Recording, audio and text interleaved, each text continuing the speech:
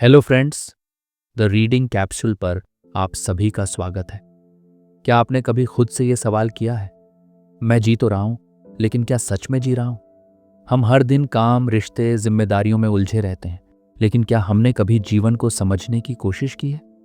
अगर आपके मन में भी ऐसे सवाल उठते हैं, तो आज की ये वीडियो सिर्फ आपके लिए है। आज हम बात करेंगे ओशो की किताब जीवन दर्शन की, जो जीवन को देखने का नजरिया ही बदल देती है। तो चलिए इस यात्रा की शुरुआत करते हैं, स्वयं को समझने और एक सच्चे जागरूक जीवन की ओर। अध्याय 1, जीवन क्या है? ओशो की किताब जीवन दर्शन की शुरुआत एक बेहद जरूरी लेकिन अक्सर नजरअंदाज किए गए सवाल से होती है। जीवन आखिर है क्या? हम में से ज्यादातर लोग जीवन को एक समस्या की तरह देखते हैं, जिसे हल करना है। हम सोचते हैं कि सही करियर चुनना, अच्छा पैसा कमाना, शादी करना, बच्चे पालना, यही जीवन है। लेकिन ओशो कहते हैं, जीवन कोई गणित नहीं है जिसे हल किया जाए, ये एक कविता है जिसे महसूस किया जाता है। ओशो के अनुसार जीवन को समझने की पहली शर्त है उसे ज्यों का त्यों स्वीकार करना। हम अक्सर जीवन से लड़ते हैं, उसे बदलने की कोशिश करते हैं, लेकिन जितना आप नियंत्रण करना चाहते हैं, उतना ही जीवन हाथ से फिसलता है। वो कहते हैं, जो जीवन को जीता है वह कभी उसे समझने की कोशिश नहीं करता, और जो समझने में उलझा है वह कभी उसे जी नहीं पाता। क्या मतलब है इसका? इसका अर्थ है कि जीवन को सोच कर नहीं, जी कर जाना जा सकता है। जब हम ज्यादा सोचते हैं, सही गलत, अच्छा बुरा, भविष्य भूतकाल, तो हम वर्तमान में जीना भूल जाते हैं। ओशो बार बार एक बात कहते हैं, जीवन को गंभीर मत बनाओ, उसे खेल की तरह जियो। वे यह भी बताते हैं कि जीवन के प्रति सहज होना ही ध्यान की शुरुआत है। जब आप जिंदगी को एक रहस्य की तरह स्वीकार करते हैं, तब आप उसमें शामिल होते हैं पूरी जागरूकता के साथ। तब आप उस प्रवाह का हिस्सा बन जाते हैं जो किसी लक्ष्य की ओर नहीं, बल्कि केवल होने की ओर ले जाता है। एक उदाहरण, बच्चे जीवन के सबसे अच्छे उदाहरण हैं। वे कुछ भी प्लान नहीं करते, न ही किसी नतीजे की चिंता करते हैं, फिर भी वो सबसे ज्यादा खुश रहते हैं। क्यों? क्योंकि वे जीवन को पूरी तरह जी रहे होते हैं। क्या आप वाकई अपने जीवन को जी रहे हैं या बस समय काट रहे हैं? और अगर आप मन से जी नहीं पा रहे हैं, तो रुकावट क्या है? अब सोचिए, क्या हमारी सोच, हमारा मन और हमारे विचार हमें जीवन से दूर कर रहे हैं? यही जानेंगे हम अगले अध्याय में, जहां ओशो हमें मन और विचारों के बंधन से मुक्त होने का रास्ता दिखाते हैं। क्या आप तैयार हैं यह जानने के लिए कि आपका मन ही आपकी सबसे बड़ी जेल कैसे बन गया है? तो जुड़े रहिए, अगला अध्याय आपके सोचने के नजरिए को बदल सकता है। अध्याय 2, मन और विचारों का बंधन। ओशो कहते हैं, मन तुम्हारा सेवक है, लेकिन जब सेवक मालिक बन जाए तो जीवन एक जेल बन जाता है। अब जरा रुकिए और सोचिए, क्या आप अपने विचारों को चला रहे हैं या विचार आपको चला रहे हैं? अधिकतर लोगों का जीवन मन के ऑटो पायलट मोड में चलता है। सुबह उठते ही दिमाग चालू हो जाता है, कल क्या हुआ, आगे क्या करना है, लोग क्या सोचेंगे। ओशो पूछते हैं, क्या आपने कभी अपने विचारों को रोका है और सिर्फ देखा है? मन क्या है? ओशो के अनुसार मन कोई वस्तु नहीं है, ये विचारों की एक श्रृंखला है। ये समाज, संस्कार, शिक्षा और अनुभवों का मिला जुला परिणाम है। यानी यह आपका नहीं है, ये दूसरों का दिया हुआ है। और जब तक आप इस धरोहर को सत्य मानते रहेंगे, आप कभी भी खुद को नहीं जान पाएंगे। विचार आपके अपने या उधार लिए हुए? हमारा मन लगातार अतीत या भविष्य में भटकता है। अतीत में अपराध बोध है, भविष्य में डर। वर्तमान, वह तो हमारी नजरों से अक्सर गायब ही रहता है, और यहीं पर जीवन भी छूट जाता है, क्योंकि जीवन सिर्फ वर्तमान में होता है। ओशो कहते हैं, मन एक भीड़ है। जब तक तुम इसे शांत नहीं करते, तब तक तुम स्वयं को नहीं जान सकते। मन से मुक्ति का रास्ता। ओशो मन को नियंत्रित करने की नहीं, बल्कि समझने और उससे अलग होने की बात करते हैं। वे कहते हैं, मन को मारो मत, उसे देखो, बस साक्षी बन जाओ। जब आप अपने विचारों को बिना प्रतिक्रिया दिए देखना शुरू करते हैं, तो एक दूरी बनती है। यही दूरी स्वतंत्रता की शुरुआत है। यह समझना जरूरी है कि आप मन नहीं हैं, आप वो हैं जो मन को देख सकते हैं। आंखें बंद करें और अपने मन में उठ रहे विचारों को बस देखिए। कोई दखल नहीं देना है, सिर्फ देखना है, जैसे ट्रेन की पटरी पर खड़े होकर रेलगाड़ियों को गुजरते देख रहे हों। यही साक्षी भाव है और यहीं से ध्यान शुरू होता है। और अब आपके लिए एक ज़रूरी सवाल, अगर आपका मन ही आपका नहीं है तो फिर आपकी असली पहचान क्या है? आप कौन हैं जब विचार नहीं होते?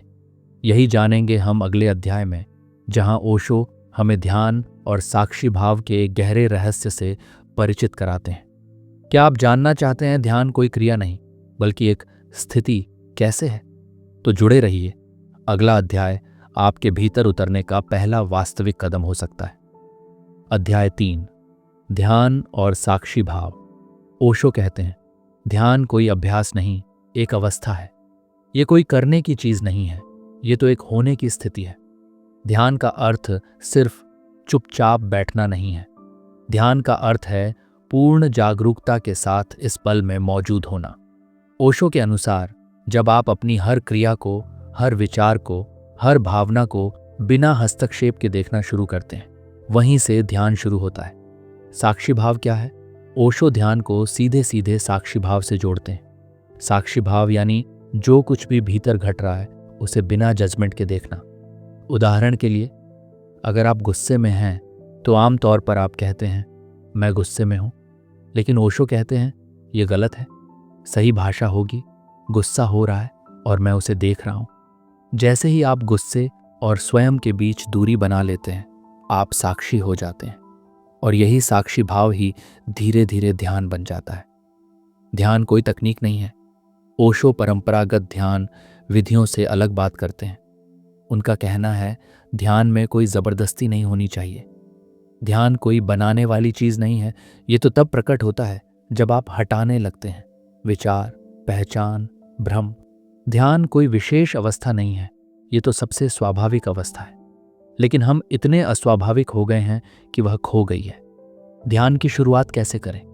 ओशो के अनुसार ध्यान की शुरुआत होती है देखने से।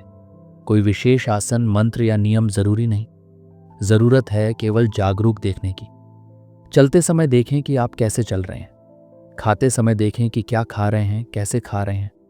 बोलते समय देखें कि शब्द कैसे निकल रहे हैं। इस निरंतर देखना ही धीरे धीरे आपको साक्षी भाव में लाता है और यहीं से ध्यान की भीतर की यात्रा शुरू होती है। हर दिन कुछ मिनट के लिए खुद को देखें, बिना बदलाव की कोशिश किए, बस गवाह बने। शरीर की हर हलचल, विचारों की लहरें, भावनाओं का उतार चढ़ाव सिर्फ देखें। आप पाएंगे कि उस देखने में एक अजीब सी शांति है, एक गहराई। ध्यान का परिणाम क्या है? जैसे जैसे ध्यान गहराता है, भीतर एक खालीपन, एक मौन उभरता है। लेकिन यह मौन डरावना नहीं है, ये जीवंत है, ये पूर्ण है। ध्यान आपको आपकी मूल प्रकृति से जोड़ता है। फिर आप बाहरी घटनाओं से प्रभावित नहीं होते, आप केवल साक्षी बने रहते हैं। अगर आप विचार नहीं हैं, शरीर नहीं है और भावनाएं भी नहीं, तो आप आखिर हैं कौन? क्या आपकी असली पहचान उस मौन में छुपी है जो ध्यान के भीतर प्रकट होता है? इसी खोज का अगला कदम है प्रेम, संबंध और स्वतंत्रता की समझ। क्योंकि ध्यान के बाद अगला बड़ा प्रश्न आता है, अगर आप खुद को जान गए हैं तो अब दूसरों से कैसे जुड़ेंगे? क्या प्रेम बंधन है या मुक्ति? जानने के लिए जुड़े रहिए।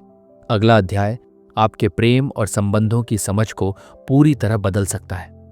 अध्याय 4, प्रेम, संबंध और स्वतंत्रता। ओशो कहते हैं, प्रेम तब होता है जब दो स्वतंत्र आत्माएं एक दूसरे के साथ होने का आनंद लेती हैं, न कि जब वे एक दूसरे पर अधिकार जताती हैं।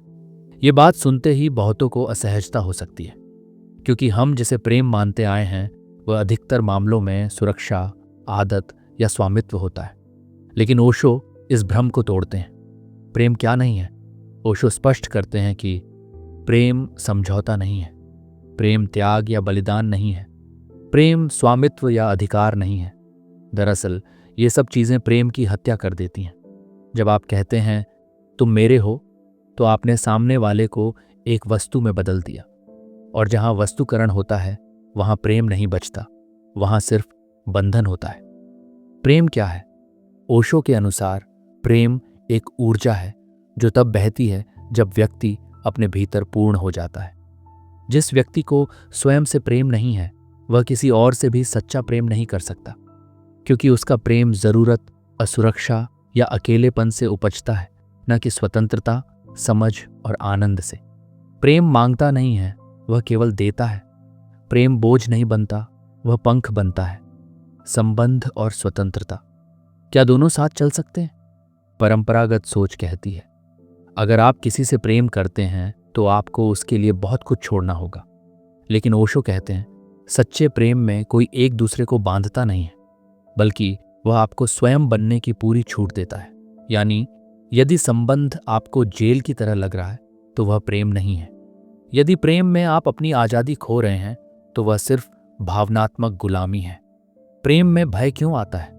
क्योंकि हम प्रेम को खोने से डरते हैं। ये डर तब आता है जब हम प्रेम को स्वामित्व बना लेते हैं।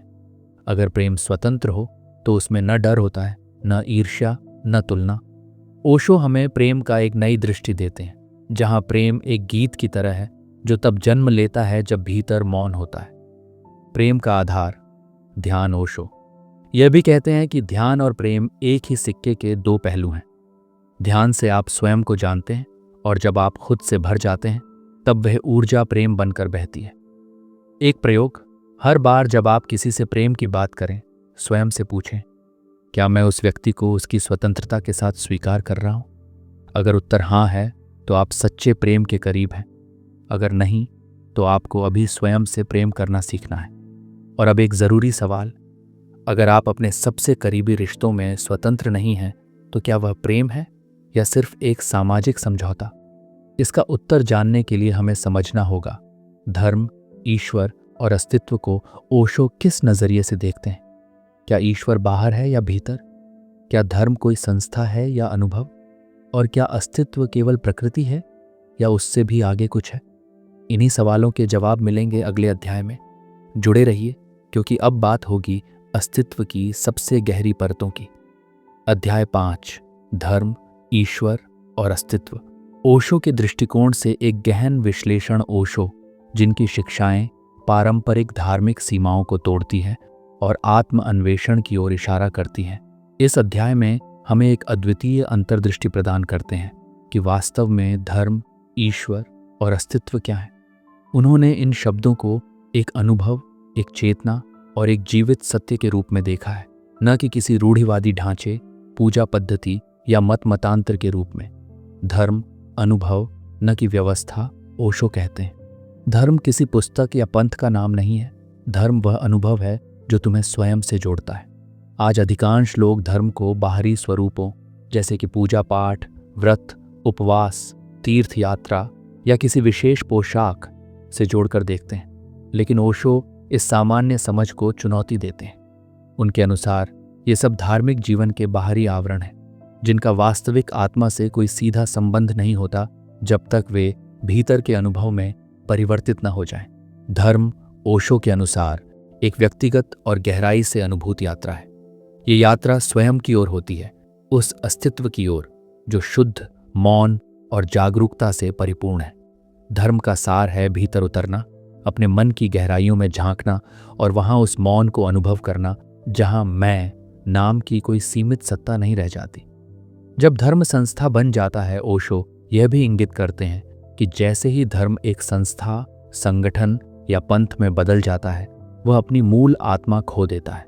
तब धर्म एक व्यवस्था बन जाता है जिसमें नियम होते हैं, अनुशासन होता है और अक्सर डर और नियंत्रण का भाव भी जुड़ जाता है।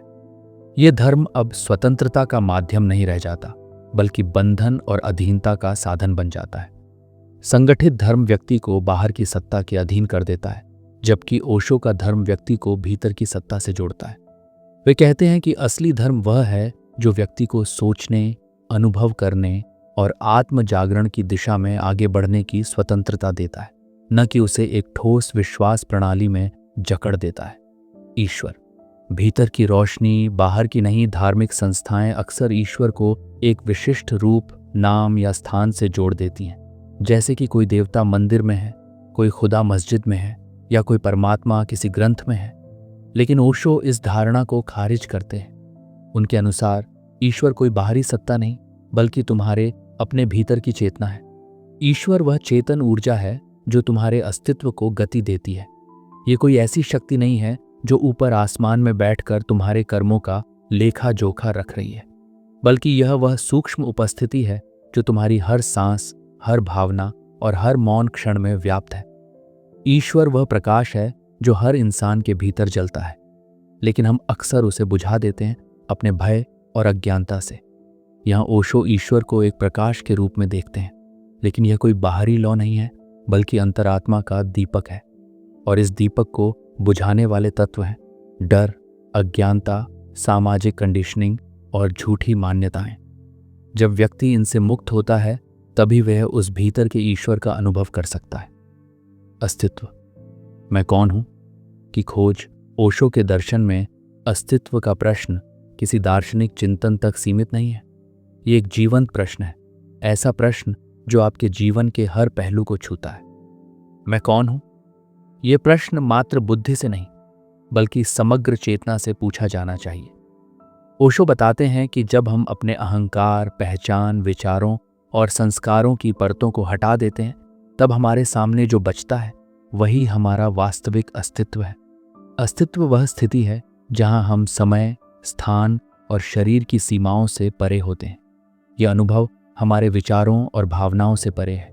ये शुद्ध उपस्थिति, प्योर प्रेजेंस है, एक मौन, एक विश्राम, एक जागरूकता जिसमें कोई संघर्ष नहीं है, कोई प्रश्न नहीं है, सिर्फ होना, बीइंग है। धर्म, ईश्वर और अस्तित्व तीनों का संबंध और भेद, ओशो इन तीनों की सुंदर व्याख्या करते हैं और उन्हें एक गहरे अनुभव की त्रयी के रूप में प्रस्तुत करते हैं। मार्ग है जो व्यक्ति को भीतर की यात्रा पर ले जाता है। वह आंतरिक साधना, ध्यान और जागरूकता की राह है। ईश्वर वह चेतना है जो इस मार्ग में जागृत होती है, वह प्रकाश जो भीतर जलता है और जो व्यक्ति को आत्मा से जोड़ता है।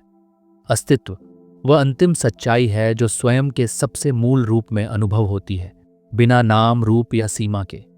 ये त्रयी एक दूसरे से अविभाज्य है। धर्म वह प्रक्रिया है, ईश्वर वह अनुभूति है और अस्तित्व वह मंजिल है। ध्यान और जागरूकता इस यात्रा की कुंजी। आध्यात्मिक मार्ग का आधार ध्यान, मेडिटेशन और जागरूकता, अवेयरनेस को बताते हैं। ध्यान कोई क्रिया नहीं है, बल्कि एक स्थिति है जहां विचार शांत हो जाते हैं और चेतना पूर्ण रूप से वर्तमान में टिक जाती है।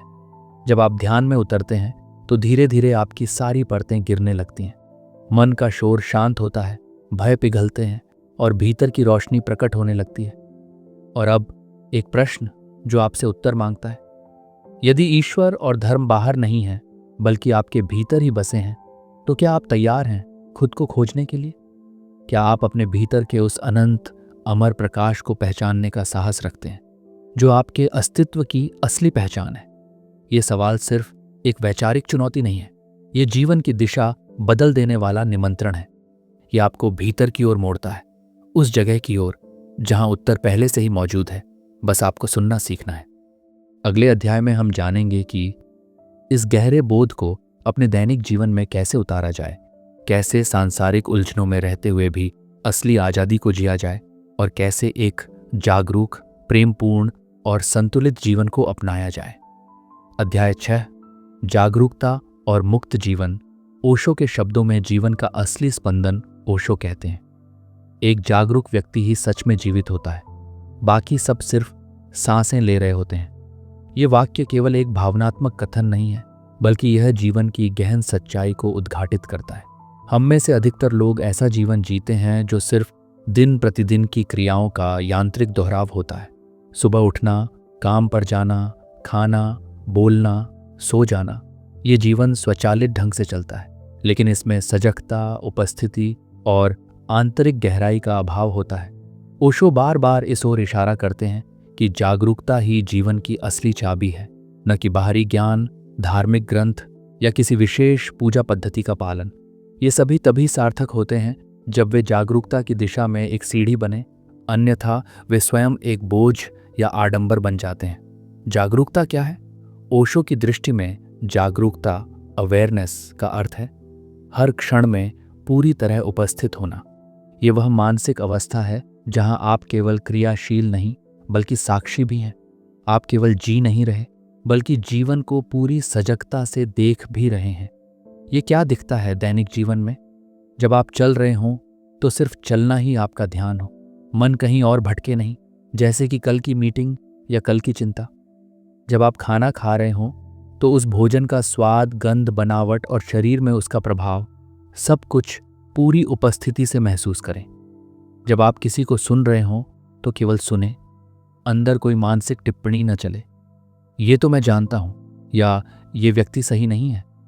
यही क्षणों में जीना धीरे धीरे ध्यान का रूप ले लेता है, जहां हर कार्य एक साधना बन जाता है।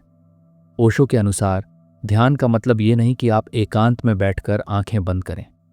ध्यान कोई 1 घंटा करने की चीज नहीं, बल्कि जीने का तरीका है। मुक्ति केवल मृत्यु के बाद नहीं, जीवन में अभी अक्सर जब हम मुक्ति शब्द सुनते हैं तो हमारे मन में तुरंत मृत्यु के बाद की कोई अवस्था, जैसे मोक्ष, स्वर्ग या पुनर्जन्म से मुक्ति उभर आती है। लेकिन ओशो इस पारंपरिक सोच को पूरी तरह पलटते हैं। मुक्त जीवन का मतलब है अभी इस पल में पूरी तरह स्वतंत्र होना। यह स्वतंत्रता किससे? पहला, समाज की मान्यताओं से। हर समाज अपने नागरिकों पर नियम, अपेक्षाएं और नैतिकता थोपता है। ये कुछ हद तक सहायक हो सकते हैं, लेकिन अगर आप उनमें ही फंस जाएं तो आप अपने मूल स्वरूप से कट जाते हैं। 2, दोषारोपण और अपराध बोध से हम में से कई लोग अतीत की गलतियों के बोझ तले दबे रहते हैं। हम खुद को माफ नहीं कर पाते या दूसरों की टिप्पणियों से बंध जाते हैं। लेकिन जागरूकता में रहकर आप देख सकते हैं कि हर अनुभव केवल एक सीख है, न कि कोई स्थायी अपराध। 3, भविष्य और अतीत की कैद से हमारा मन या तो अतीत के पछतावे में अटका रहता है या भविष्य की चिंताओं में। इस झूलते हुए मन में वर्तमान खो जाता है। लेकिन जागरूकता हमें अभी के पल में टिकाना सिखाती है और वहीं सच्ची मुक्ति जन्म लेती है। 4, दूसरों की अपेक्षाओं और अपने डर से हम अक्सर वो जीवन जीते हैं जो समाज चाहता है, न कि जो हमारा हृदय कहता है। जागरूकता हमें यह साहस देती है कि हम अपने सच के अनुसार जी सकें।